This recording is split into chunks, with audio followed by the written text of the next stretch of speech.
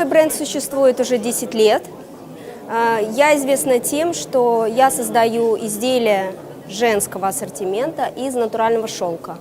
У меня полностью натуральный шелк и ручная роспись. То есть все мои ткани произвожу я, это авторские принты. Вот, и, соответственно, все модели уже идут как бы от моего принта. Я считаю, все-таки относимся к культуре, а культура всегда объединяет народы. Она помогает помочь понять друг друга. Поэтому у нас, мне кажется, очень прекрасная миссия у дизайнеров. Вот, это нести свою культуру другим народам, показывать.